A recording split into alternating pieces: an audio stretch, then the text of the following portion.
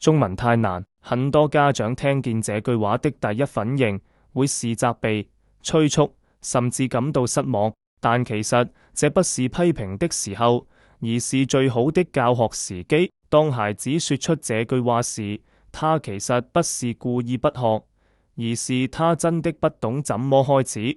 人性本來就有偷懶的傾向，孩子也不例外，所以出現情緒、逃避學習都是學習過程中正常的一部分。這時候作為老師、作為家長，最該做的不是說你怎麼可以這樣，而是換個語氣、換種方式陪他看見，其實只要開始就能改變。那天我剛坐下來，他看住我閱中文好難，我沒有急住反駁，也沒有急住鼓勵，我只是問他：你係咪好鍾意打機？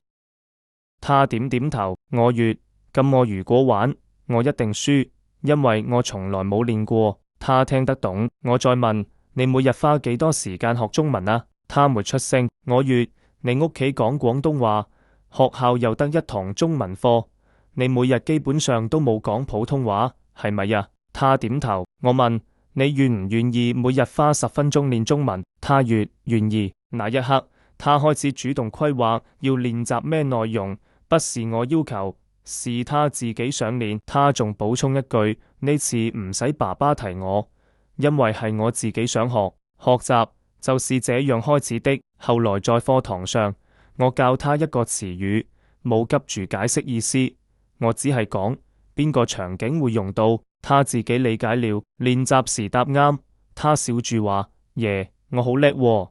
下課前佢自己提議，不如我將啲詞語全部寫一句句子啦。我冇逼佢，只係用對的語氣陪佢睇清楚。努力唔係天分，而係每日肯開始。